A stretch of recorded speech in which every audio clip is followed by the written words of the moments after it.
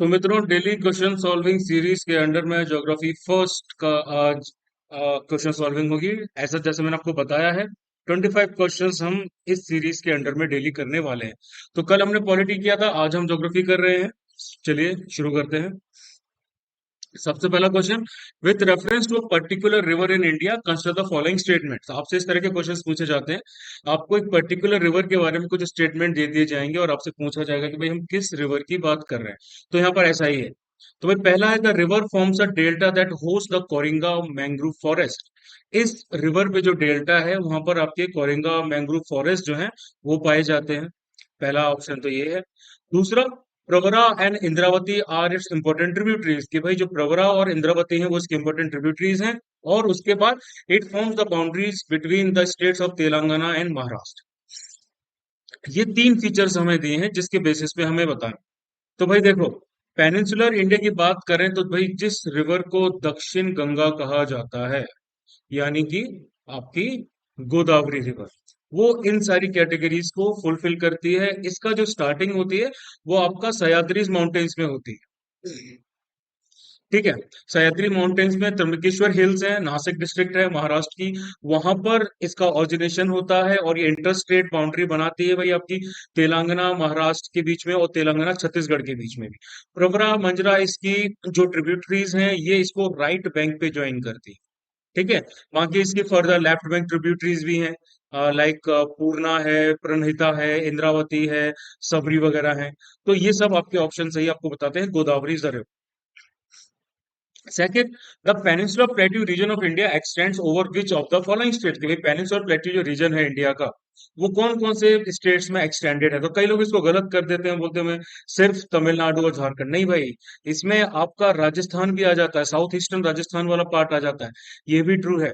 आपका मध्य प्रदेश का इलाका भी आता है, आपका छत्तीसगढ़ भी आता है, तेलंगाना भी आता है, इवन तमिलनाडु भी आता है, आंध्र प्रदेश के पार्ट्स आते हैं, कर्नाटका, उड़ीसा और झारखंड भी इसके अंडर में आता है। और अगर आपको पता हो तो इसका एक्सटेंशन एक्सटेंशन जो है वो करवी एंगलोंग क्या बोलते हैं, प्लेट्यू, नॉर्थ ईस्टर्न वाला आपका शिलोंग प्लेट्यू, मेघालय प्लेट्यू जिसे कहते हैं, वो भी इसके अंडर में आता है।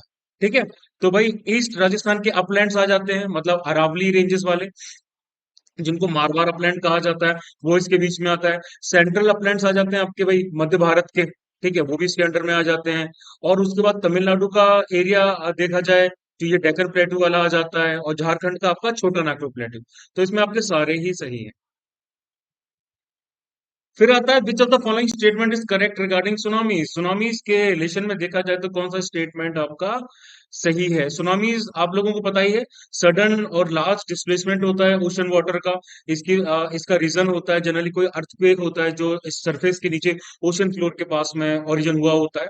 तो भाई इसका जो करेक्ट स्टेटमेंट है कि भाई a tsunami is a long tidal wave caused by earthquakes or volcanic eruptions under the ocean. इसको अगर देखा जाए ओवरऑल तो लॉन्ग टाइडल वेव तो नहीं होता है ना। तो भाई ये आपका गलत होगा। When a tsunami waves enter shallow water it's wavelength and height increases, भाई ये भी बिल्कुल गलत है। और tsunami causes devastation near the coast of the sea as the speed of the sonic waves generated at the epicenter is directly proportional to the distance between the coast and the epicenter। तो भाई ये भी गलत है। आपका जो सही answer है वो ये कि earthquakes of less than 5 magnitude are very likely unlikely to trigger a tsunami। Difference होता है सुनामीज में, टाइडल वेव्स में, ये आप लोगों को देखना है। सुनामी आपकी टाइडल वेव नहीं होती है, सुनामी आपकी ओशन वेव होती है। ठीक है। अब only one side of the moon is visible to a person on earth, because सिर्फ हमें मून की एक साइड दिखती है अर्थ पे। ऐसा क्यों होता है, इसका आंसर हमें बताएं तो इसका सीधा सा आंसर यही है, the moon takes the same time to complete one spin as for the revolution of earth. ठीक है। मून क्या करता है, अर्थ के आसपास तकरीबन 27 डेज का एक चक्कर लगाता है। और तकरीबन इसका क्या बोलते हैं, सेम टाइम उतना ही है जितना अर्थ अपना क्या करती है, स्पिन करने के लिए जितना टाइम लेती है। तो इसका आंसर होगा करेक्ट टी। फिर आता है, with reference to the landform the rock pedestals zeugen yardangs और deflation hollows are associated with. अगर आप लोगों ने जियोमॉर्फोलॉजी पढ़ी होगी तो उसमें अलग अलग तरह के लैंडफॉर्म्स आते हैं। मेरीन लैंडफॉर्म्स आते हैं, आपके कास्ट लैंडफॉर्म्स आते हैं, अलग अलग आते हैं। तो यहाँ पर आपसे पूछा गया है लैंडफॉर्म से रिलेटेड कि भाई ये जो आपके स्ट्रक्चर्स हैं ये किसके साथ में एसोसिएटेड है। ठीक है, ये हमें बताना। तो भाई इसमें आपका आता है एरिड और डेजर्ट लैंडफॉर्म्स। ठीक है, मशरूम रॉक्स होती हैं आपकी, रॉक पेडेस्टल, जैगन, यार्डेंस डिफ्लेशन वगैरह, ये सब आपके एरिड और डेजर्ट लैंडफॉर्म्स के एग्जांपल्स होते हैं। ग्लेशियर लैंडफॉर्म नहीं होता, कोस्टल भी नहीं होता, और ग्राउंड फॉर्म, ग्राउंड वाटर जिसको हम कास्ट बोलते हैं, ये भी आपके लैंडफॉर्म्स ये नहीं होते। फिर consider the following statement regarding weathering and mass movement. Weathering और मास मूवमेंट से रिलेटेड आपसे पूछा गया। ठीक है, तो भाई इसमें आपको बताना है कि weathering is a pre requisite for a mass movement, कि वेदरिंग क्या बोलते हैं, किसी भी तरह के मास मूवमेंट जो होता है, इरोजन वगैरह ये सब चीजें, तो उसके लिए क्या प्री रिक्विसाइट है? तो भाई नहीं, ऐसा नहीं है। वेदरिंग किसी भी तरह के मास मूवमेंट के लिए प्री रिक्विसाइट मतलब कि प्री कंडीशन नहीं है। हालांकि ये एड करती है, इरोजन में एड करती है, बाकी सब चीजों में हेल्प करती है, लेकिन जरूरी नहीं है कि भाई वेदरिंग उसका पहले से सब्सटेंस का हो जाए। सेकंड आता है भाई इसका, running water, glaciers, winds, waves and currents are the primary causes of mass movement। तो भाई ये आपका क्या बोलते हैं, सही नहीं होगा। मास मूवमेंट जनरली आपके ग्रेविटी की वजह से एडेड रहते हैं। ग्रेविटी जो होती है वो हेल्प करती है, बाकी ये जो ज्योमॉर्फिक एजेंट है आपके जितने भी, running water, glaciers, wind, waves और करंट्स वगैरह, ये सब भाई पार्टिसिपेट करते हैं in the process of mass movement. ठीक है, उसके लिए प्राइमरी कॉजेस नहीं होती, तो ये भी आपका फॉल्स होगा। अब the chemical decomposition of rocks is not considered weathering, कि भाई केमिकल डिकम्पोजिशन जो होता है, देखो वेदरिंग आपकी दो टाइप की होती है। एक होती है भाई आपकी मैकेनिकल, और दूसरी होती है आपकी केमिकल। ठीक है, केमिकल जो वेदरिंग होती है वो आपकी होती है जनरली, अलग अलग एलिमेंट्स होते हैं वेदर के और क्लाइमेट के, उनके डिकम्पोजिशन की वजह से आपका पूरा वेदरिंग का प्रोसेस होता है। ठीक है, तो भाई यहाँ पर भी हम बोलेंगे कि केमिकल डिकम्पोजिशन जो रॉक्स का होता है उसको हम प्रॉपरली वेदरिंग कंसिडर नहीं करते। ठीक है, तो ये भी आपका होगा फॉल्स। आपके तीनों इसमें पूछा गया नॉट करेक्ट, तो वही 1 2 और 3 तीनों ही not correct. Next, with reference to coastal plains in India consider the following statements. Coastal plain से आपसे पूछा गया है, तो coastal western coastal plains are submerged coastal plains and eastern coastal plains are emergent coastal plains. अगर आपने WCP यानी कि वेस्टर्न कोस्टल प्लेन्स और ECP यानी कि ईस्टर्न कोस्टल प्लेन्स का अगर आपने इनके फीचर्स पढ़े होंगे, तो आपको सीधी सी बात पता होगी कि भाई ये स्टेटमेंट क्या है, ये सही है। वेस्टर्न कोस्टल प्लेन्स का एग्जांपल, सबमर्ज्ड कोस्टल प्लेन्स का एग्जांपल कौन सा आ जाता है? आपका द्वारका, जो एशियन सिटी बताते हैं, जहां पर भगवान श्री कृष्ण राज किया करते थे, उनकी सिटी है। तो भाई वेस्टर्न कोस्टल प्लेन्स आपके सबमर्ज्ड कोस्टल प्लेन्स से डूबे हुए हैं, और ईस्टर्न कोस्टल प्लेन्स से उठे हुए हैं, इमर्जेंट कोस्टल प्लेन्स है, ये ट्रू है। और like in the eastern coastal plains the rivers flowing through the western coastal plains do not form any delta. पहली बार कोई अगर इस स्टेटमेंट को देखेगा तो वो क्या करेगा, उसको ट्रू करार दे देगा कि भाई वेस्टर्न कोस्टल प्लेन्स में कोई डेल्टा नहीं होते। लेकिन आप इसको स्टार्टिंग से पढ़िएगा कि भाई ईस्टर्न कोस्टल प्लेन्स की ही तरह जो रिवर्स आपकी WCP से जा रही हैं वो डेल्टा नहीं बनाती। आपकी जो WCP से रिवर्स जा रही है वो डेल्टा नहीं बनाती, वो सही है, लेकिन ईस्टर्न कोस्टल प्लेन्स में रिवर्स आपकी डेल्टा बनाती हैं, तो ये स्टेटमेंट आपका फॉल्स होगा। तो only one. Which of the following Himalayan peaks are found in India. India में कौन कौन सी हिमालयन पीक्स पाई जाती हैं? तो भाई देखो, सबसे पहले नंदा देवी। ठीक है, गढ़वाल हिमालयस की पीक है, क्या बोलते हैं ये, आपकी इंडिया में ही पाई जाती है, ट्रू। सेकंड आता है नंगा पर्वत। तो भाई नंगा पर्वत जो है उसको दाइमीर भी कहते हैं। ठीक है, ये भी वर्ल्ड के टॉलेस्ट माउंटेन की कैटेगरी में आता है, वेस्टर्न हिमालयाज में कश्मीर में पड़ता है, दिस इज ऑल्सो ट्रू। फिर आता है अन्नपूर्णा। नाउ अन्नपूर्णा जो है भाई वो पड़ती है आपकी नेपाल हिमालयाज में, सो दिस इज फॉल्स। और धौलागिरी, धौलागिरी भी आपका वेस्ट सेंट्रल नेपाल में पड़ता है, this is also false. But जो कामेत है, कामेत भाई आपका इंडिया में पड़ता है। ठीक है, ये भी गढ़वाल हिमालय रीजन में ही आता है, नंदा देवी हिल्स के बाद में इसका नंबर आता है। चमोली डिस्ट्रिक्ट है उत्तराखंड की, वहां पर ये लोकेटेड है। ठीक है, तिब्बत के बॉर्डर के पास। तो answer will be 1 2 and 5। Next, starting from the Himalayas arrange the following belts of alluvial plains from north to south. आपको नॉर्थ से लेके साउथ मेंटेन करने हैं। तो भाई आप लोगों को पता है, सबसे पहले आपके आते हैं माउंटेन्स, है ना, कोई भी माउंटेन है, माउंटेन के बाद में आपके बड़े बड़े पत्थर आ जाते हैं, इनको क्या कहा जाता है? इनको कहा जाता है आपका भावर। ठीक है। अब इसके बाद फिर आपके मार्शी लैंड्स आते हैं, इनको हम क्या कहते हैं? इनको कहते हैं तराई। और फिर उसके बाद आपके क्या आता है? इस तरह के स्ट्रक्चर, मतलब ओल्डर एल्यूवियम। ओल्डर एल्यूवियम को हम क्या कहते हैं? ओल्डर एल्यूवियम को हम कहते हैं, सॉरी ये वाला, ओल्डर एल्यूवियम को हम कहते हैं भांगर। और नए एल्यूवियम को हम क्या कहते हैं? खादर। तो वही 1324 डी। तो नेक्स्ट क्वेश्चन है कि भाई कंसिडर द फॉलोइंग पेयर्स। आपको ओशन करंट्स दे रखे हैं और आपको ओशंस दे रखे हैं कि भाई कौन सा ओशन करंट किस ओशन को बिलोंग करता है। तो भाई सबसे पहला आ रहा है आपका लेब्राडोर करंट, कि भाई ये पैसिफिक ओशन को बिलोंग करता है।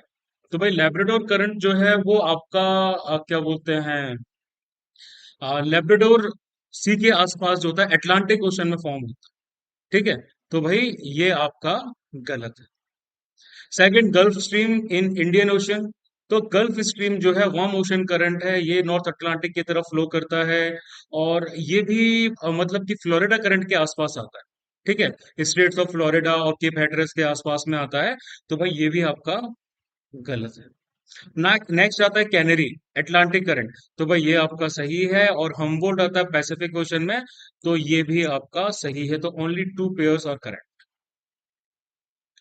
फिर हम आते हैं कि भाई विथ रेफरेंस टू, हाँ, with reference to the monsoon winds of the Arabian Sea. आपने अगर क्लाइमेट एंड मॉनसून पढ़ा होगा तो आपको पता है कि भाई बे ऑफ बंगाल के जो मॉनसून विंड्स आती हैं वो अलग आती हैं, अरेबियन सी की जो आती हैं वो अलग आती हैं, तीन पार्ट्स में डिवाइड हो जाती हैं, अगर आपने ज्योग्राफी पढ़ी होगी तो, है ना। तो मॉनसून विंड्स के बारे में पूछा गया अरेबियन सी के, और आपसे पूछा गया कौन से स्टेटमेंट सही है। So these winds cause more rainfall on the eastern side of the western Ghats than on the western side. भाई ये आपके वेस्टर्न घाट्स है यहाँ पे। ठीक है। तो इसमें पूछा जा रहा है कि ईस्टर्न साइड पे भाई ज्यादा बारिश होती है वेस्टर्न साइड के कंपैरिजन में। तो ये सही है या फिर गलत है? तो देखो भाई, आपको पता है कि अरेबियन सी की जो विंड्स होती है वो वेस्टर्न घाट्स में भी जाती हैं, दूसरी इधर जाती हैं, तीसरी इधर जाती हैं। हम इनकी बात कर रहे हैं। तो भाई यहाँ पे ये वेस्टर्न घाट्स की साइड है, मतलब वेस्टर्न कोस्टल प्लेन से यहाँ पर काफी ज्यादा बारिश करती है। इवन सह्याद्रीज में भी बहुत ज्यादा बारिश करती है। लेकिन ये जो साइड आ जाती है ईस्टर्न साइड, पहाड़ियां इसका रास्ता रोक लेती हैं और यहाँ पर मॉइस्चर इनको कम शेड करना होता है। तो ईस्टर्न साइड जो होती है इसको लीवर्ड साइड भी कहा जाता है, यहाँ पर कम बारिश होती है और वेस्टर्न साइड्स पे ज्यादा होती है। तो दिस इज फॉल्स। सेकंड आता था छोटा Nagpur plateau does not get any rainfall from these winds. तो भाई ये भी गलत है। छोटा नागपुर जो प्लेट्यू है उसको तकरीबन 15 सेंटीमीटर या फिर ऐसा कुछ जो होती है वो उनको रेन मिलती है। तो ये भी गलत है। सबसे लास्ट में आता है it passes over west Rajasthan and along the Aravallis causes scanty rainfall. तो ये मैंने बताया आपको, वेस्ट राजस्थान से ऊपर होते हुए, हरियाणा होते हुए, पंजाब होते हुए, ये क्या करती हैं, अरावलीज की साइड से जाती हुई यहाँ पर भी बारिश करती हैं। सो this is true. 3 on. Now arrange the following countries in the decreasing order of the length of boundaries shared by India. ये तो बहुत ही ज्यादा सिंपल है, तो इसका सिंपल आंसर 1 2 3 4 5 ही है। सबसे पहले बांग्लादेश, फिर चाइना, फिर Pakistan, Nepal and then Bhutan. Next आता था which of the following statements best describes the term ocean memory. Ocean memory basically होता क्या है? तो भाई इसका मैं आपको सीधे डेफिनेशन जो है वही बताऊंगा कि भाई ओशन मेमोरी एग्जैक्टली क्या चीज होती है। ओशन मेमोरी आपका, इसका आंसर होगा आपका सी। ठीक है। It is a phenomena that manifest in the form of persistence of ocean conditions characterized by thermal inertia in the upper ocean mixed layer depth. इसको हम ऐसे कह सकते हैं कि भाई जो थर्मल इनर्शिया होता है ओशन की अपर लेयर्स में, जिसको एमएलडी भी कहा जाता है। तो ये बेसिकली की कंट्रोल होता है कि भाई सी सरफेस के टेम्परेचर जो है, एनुअलिटीज जो है, इंटर एनुअल टाइम स्केल्स वगैरह हैं, ये किस तरह से मैनेज की जाती है। अगर इसको सिंपल शब्दों में कहा जाए, सिंपल सिंपल वर्ड्स में देखा जाए, तो ये अपर मोस्ट या फिर सरफेस लेयर जो होती है ओशंस की, उनकी थिकनेस के साथ में डील डील करता है। जितना ज्यादा डीप, जो डीपर लेयर्स होती हैं उनमें ग्रेटर हीट कंटेंट होता है, जिसमें थर्मल एनर्जी और ज्यादा प्रोड्यूस होता है, और वही आपकी ओशन की मेमोरी बन जाती है। ठीक है। फिर विच of the following statement best describes atmospheric river. Atmospheric reverse क्या होती हैं? तो भाई इसका आंसर भी सीधा सा है, it is a flowing column of water vapour in the atmosphere responsible for producing significant levels of rain and snow. ये एक फ्लोइंग कॉलम होता है वाटर वेपर का, जो इधर जाएगा, जो भी उसका मन होगा, जहां भी उसको प्रेशर डिफरेंस मिलेगा वहां पर जाएगा। ठीक है। लॉन्ग नैरो रीजन्स होते हैं एटमॉस्फेयर के, जैसे इस तरह आप इनको ऐसा समझ सकते हो जैसे आकाश में नदियां बह रही हैं। ठीक है, तो ये वाटर वेपर्स को क्या करते हैं, ट्रॉपिक्स के आउटसाइड बहा के ले जाते हैं। ये वेदर के साथ में मूव करते हैं, वाटर वेपर अपने साथ में ले जाते हैं, तो यही इनका काम होता है। फिर आता है consider the following statement with reference to drought. Drought के कंपैरिजन में देखेंगे, सूखे के कंपैरिजन में अगर स्टेटमेंट देख रहे हैं तो पहला है hydrological drought is a situation when there is a prolong period of inadequate rainfall. कम बारिश हो रही है और हो भी रही है तो माइल्ड डिस्ट्रीब्यूशन हो रहा है उसका टाइम और स्पेस के लिए, कि भाई अलग अलग जगह पे कम कम बारिश हो रही है, ऐसी सिचुएशन को हाइड्रोलॉजिकल ड्रॉट हम कहते हैं। तो भाई ये स्टेटमेंट आपका सही है या फिर आपका गलत है? तो भाई गलत है, इसको हम बोलते हैं meteorological drought. Second, a period of below normal rainfall does not necessarily result in drought conditions। तो भाई ये स्टेटमेंट अगर देखा जाए तो इस स्टेटमेंट को हम ट्रू कहेंगे कि भाई बिलो और नॉर्मल रेनफॉल है उस पीरियड को जरूरी नहीं है कि ड्रॉट के अंडर में आता है। अगर पानी आपका प्रॉपरली नहीं सूख रहा है, कुएं बावड़ियों से पानी की जो सोर्सेज है वो अगर नहीं सूख रहा है, तो भाई ये आपकी बिलो ड्रॉट वाली सॉरी बिलो नॉर्मल रेनफॉल भी आपकी ड्रॉट कंडीशंस में रिजल्ट नहीं करेगी। और फिर if an area has more than 30% of its gross cropped area under irrigation, the area is excluded from the drought prone category. तो भाई ये भी आपका सही है, इरिगेशन प्रॉपरली हो रहा है तो भाई ड्रॉट की कंडीशन कहां से हो सकती है? तो इसका आंसर होगा 2 and 3 और फिर consider the following statement, the western most point of India is located in the Jamnagar district of Gujarat. तो भाई जो वेस्टर्न मोस्ट पॉइंट है इंडिया का वो कहां पर है? ये फॉल्स है, गुहार मोती नाम की जगह है। ठीक है, गुहार मोती है, ये कच्छ के डिस्ट्रिक्ट के सबसे क्या बोलते हैं, एक छोटा सा गांव है, इसको हम बोलते हैं वेस्टर्न मोस्ट पॉइंट। और ईस्टर्न मोस्ट पॉइंट कहां पर है? ईस्टर्न मोस्ट पॉइंट आता है आपका किविथू में। अगर आपने मेरे सितंबर के करंट अफेयर्स पढ़े होंगे तो उसमें किविथू पोस्ट के बारे में एक नई इंफॉर्मेशन है कि उसका नाम जनरल बिपिन रावत के नाम पर रख दिया गया है। ठीक है। और फिर the actual distance of north south latitudinal extent in India, north से साउथ का जो लैटिट्यूडनल डिस्टेंस है is greater than east to west. West से लेके ईस्ट का जो डिस्टेंस है, लॉन्गिट्यूडनल डिस्टेंस है, उससे ज्यादा है। तो भाई ये जो आंसर है आपका, ये आपका आंसर करेक्ट है, क्योंकि आपका जो लैटिट्यूडनल डिस्टेंस है भाई आपका वो कितना है north to south, it is 3214, और वेस्ट टू ईस्ट कितना है आपका, इट इज 2933 किलोमीटर। तो two only. Next, with reference to the quality of soil consider the following statement. बताना है कौन से सही है। तो salinity means the predominance of chlorides and sulphates of sodium calcium and magnesium in the soil. तो भाई ये आंसर आपका सही है। सैलिनिटी का मतलब ये होता है कि भाई क्लोराइड है, सल्फाइड है, सोडियम कैल्शियम मैग्नीशियम, इन सब के जो जो भी क्लोराइड सल्फेट्स है, ये आपके सफिशिएंट क्वालिटी क्वांटिटी में प्रेजेंट है सॉइल के अंदर। तो ये प्लांट की ग्रोथ के साथ में इंटरफेयर करते हैं। एल्कलिनिटी जो होती है आ, इनकी वजह से एल्कलिनिटी भी बढ़ती है। ठीक है, तो भाई ये ट्रू है। Second, alkalinity means the dominance of sodium salts mainly का सोडियम कार्बोनेट इन सॉइल। तो ये भी सही है भाई, एल्कलिनिटी का मतलब ये होता है कि भाई सोडियम के जो कार्बोनेट्स हैं आपके वो बढ़ चुके हैं।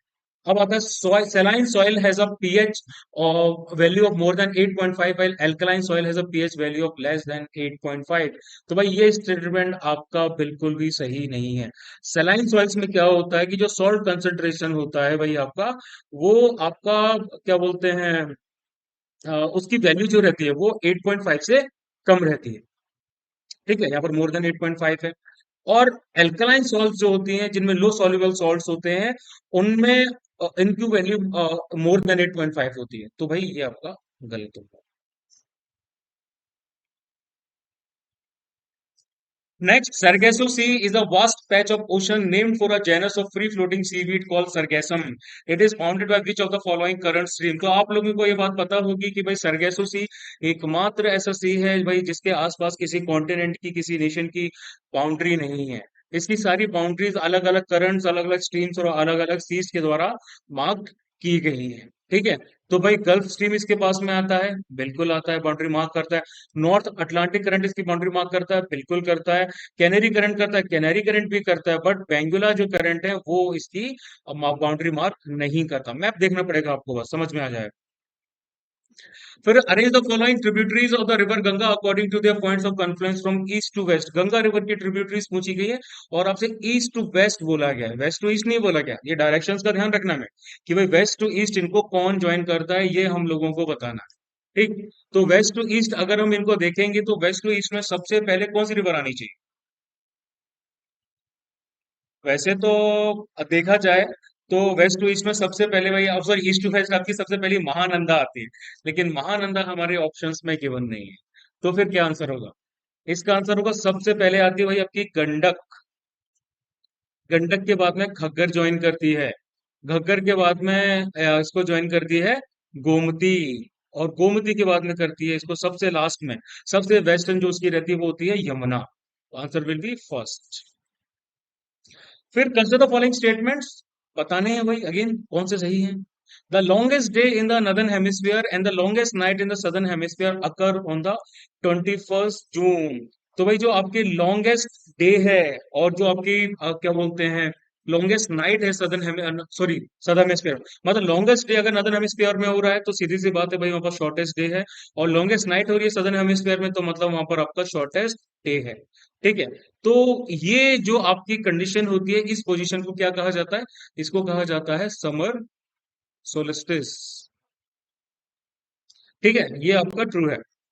ऑन 21 मार्च एंड 23 सितंबर the whole earth experiences equal days and equal nights. तो भाई ये भी आपका जो है ऑप्शन सही है। इस सिचुएशन को कहा जाता है इक्विनॉक्स, जब आपके दिन और रात बराबर होते हैं। फिर consider following statement with regard to the meridians. Meridians के रिस्पेक्ट में हमें देखना है। The length of meridian decreases on moving away from prime meridian. आप लोगों को पता है भाई ये हमारा अर्थ है, यहाँ पर आपकी प्राइम मेरिडियन है। ठीक है, प्राइम मेरिडियन आपकी 0 डिग्री काउंट कर लिया जाता है। अब आपसे बोला गया है कि भाई प्राइम मेरिडियन से जैसे जैसे मेरिडियंस आपकी अलग होती जाती है वैसे वैसे उनका डिस्टेंस कम होता जाता है। नहीं, सॉरी, हाँ, मेरिडियंस को कुछ इस तरीके से बना रखा है ये। तो भाई मेरिडियंस जो है आपकी, वो आपकी क्या बोलते हैं, उनका डिस्टेंस अलग नहीं होता। सबके अंदर 15 डिग्री का डिस्टेंस होता है, तो उनकी लेंथ कम नहीं होती। उनकी जो क्या बोलते हैं लेंथ जो होती है, सॉरी, उनका जो कंसंट्रेशन पॉइंट होता है वो अभी आपको पोल्स पे होता है। So this is false. Now 180 degree east and 180 degree west meridians are 180 degree apart from each other. तो भाई देखो, अगर आपका ये प्राइम मेरिडियन है 0 डिग्री पे, इसके 180 डिग्री ईस्ट पर अगर आप पहुंचोगे तो भाई यहाँ पर आप पहुंचोगे, एंटीपोडल पॉइंट है जो इसका। और अगर 180 डिग्री वेस्ट से पहुंचोगे तो भी 180 डिग्री लाइन क्रॉस करके आप यहीं पहुंचोगे। तो भाई इनके बीच का डिफरेंस कितना हो गया? 0 डिग्री। तो ये भी गलत है। Now prime meridian and 180 degree meridian divide the earth into two equal halves. बिल्कुल सही। प्राइम मेरिडियन आपका और 180 डिग्री मेरिडियन अर्थ को दो इक्वल हाफ्स में डिवाइड करते हैं, वेस्टर्न हेमिस्फीयर और आपका eastern hemisphere. So this is true.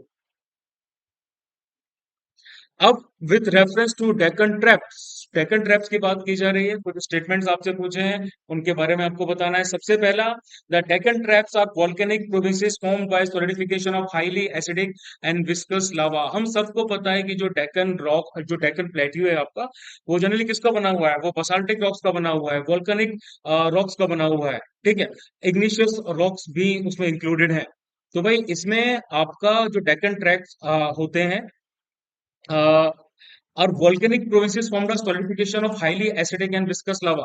तो हाईली एसिडिक और विस्कस लावा की वजह से नहीं बने हैं। इसमें लेयर्स है बहुत ज्यादा, सॉलिडिफाइड फ्लड बेसॉल्ट की। ठीक है, इग्निशियस रॉक्स हैं बहुत ज्यादा। तो भाई आपका ऑप्शन गलत है। दूसरा, the volcanic eruptions that result in the formation of the Deccan traps takes place mostly in the Triassic and early Jurassic period. तो भाई ये आपका हुआ था फॉल्स है, मतलब ये आपका हुआ था क्रेटेशियस पीरियड्स में, तकरीबन 66 मिलियन ईयर्स अगो। और फिर the Malwa plateau is a part of the Deccan traps. तो ऑफ कोर्स मालवा प्लेट्यू जो है आपका वो डेक्कन ट्रैप्स का पार्ट है। फिर with reference to jet streams consider the following statement. Somali jet stream जो है is a low level cross equatorial flow of air that attain jet speed along the east coast of Africa. तो भाई ये option आपका बिल्कुल सही है। Somali जो क्या बोलते हैं जेट स्ट्रीम है, low level inter hemispheric cross equatorial flow of air है, जो तकरीबन क्या बोलते हैं ईस्ट कोस्ट ऑफ अफ्रीका के पास में जेट स्पीड अटेन कर लेती। Second, strengthening of the Somali jet stream is associated with a strong monsoon over peninsular India. तो भाई ये ऑप्शन जो है आपका, ये भी सही है। Third, the tropical easterly jets run from the east coast of Vietnam to the west coast of Africa. ये भी आपका सही है। गलत है आपका ये, the during break monsoon condition the tropical easterly jet completely dissipates from the Indian क्या बोलते हैं सब कॉन्टिनेंट। तो भाई ये नहीं है, ये इंडियन सब कॉन्टिनेंट में नॉर्थ की तरफ मूव करती है। River Barak flows through which of the following north eastern states. कौन कौन से नॉर्थ ईस्टर्न स्टेट से भाई आपकी रिवर बराक फॉलो करती है? तो भाई दो ही आपके स्टेट्स हैं, पहला है मणिपुर और दूसरा है मिजोरम। सिक्किम में नहीं, सॉरी, मणिपुर और मिजोरम, सिक्किम में नहीं करती, अरुणाचल प्रदेश में नहीं करती। तो one and two only. Manipur hills के आसपास इसका जो है बराक रिवर है, उसका ओरिजिनेशन होता है। और उसके बाद फिर ये आपका क्या बोलते हैं, हाँ मिजोरम में चली जाती। फिर सबसे लास्ट में आता है with reference to the Aravalli mountain consider the following statement. बहुत सारे लोगों को जब मैंने डेली क्वेश्चन सीट शेयर की थी ग्रुप में, तो कई सारे लोगों को बहुत ज्यादा कंसेप्ट मिसकंसेप्शन था कि भाई इसका पहला जो स्टेटमेंट है वो तो सही है कि Aravalli are the oldest mountain India. तो भाई देखो, these are the oldest block mountain India. आपके माउंटेन्स के अलग अलग टाइप होते हैं। अरावलीज आपके ओल्डेस्ट फोल्ड माउंटेन की कैटेगरी में आते हैं, बोल्ड ब्लॉक माउंटेन की कैटेगरी में नहीं आते, इसलिए ये वाला ऑप्शन आपका गलत। Now they are present in Gujarat, Rajasthan and India, of course this is true. और सबसे लास्ट में, दे act as a water divide between the Indus and Ganga river system. तो वाटर डिवाइड आपको पता होगा, आपकी एक नदी यहाँ बह रही है, एक नदी यहाँ बह रही है, उसके बीच में जो एलिवेटेड एरिया रहता है, जो उठा हुआ एरिया रहता है, इसको वाटर डिवाइड कहते हैं, जो दो आपकी वाटर स्ट्रीम्स को क्या करता है, डिवाइड करता है। ठीक है। तो अरावली माउंटेन चेन से ये भाई आपके इंडस और गंगा रिवर प्रॉपरली अगर कहा जाए, सो सतलज और गंगा रिवर के बीच में क्या करते हैं, वाटर डिवाइड का काम करते हैं। So this will also be true. तो आंसर विल बी 2 and 3। तो मित्रों, कोशिश मेरी यही रहेगी कि मैं आप लोगों को डेली क्वेश्चंस 25 एग्जाम तक प्रोवाइड कराऊंगा, और साथ ही साथ उनके जो क्वेश्चन सॉल्विंग सेशंस एक्सप्लेनेशन हैं वो भी आपको वीडियोस के थ्रू प्रोवाइड कराने की कोशिश करूंगा। तो डेली क्वेश्चन सॉल्विंग में अभी हम काफी आगे तक पहुंच चुके हैं, तो अभी मैं कुछ दिन के 2-3 वीडियोस अपलोड करूंगा, सो दैट हम डेली क्वेश्चन सॉल्विंग सीट्स के बराबर में पहुंच पाए। फिर आपका डेली नाइट को 25 क्वेश्चन अपलोड किए जाएंगे, और उनके साथ में वीडियो जो है यूट्यूब पे वो भी अपलोड कर दिया जाएगा, तो आप तुरंत ही तुरंत उसको रेफर कर सकते हैं। ठीक है। चलिए मित्रों, जय हिंद।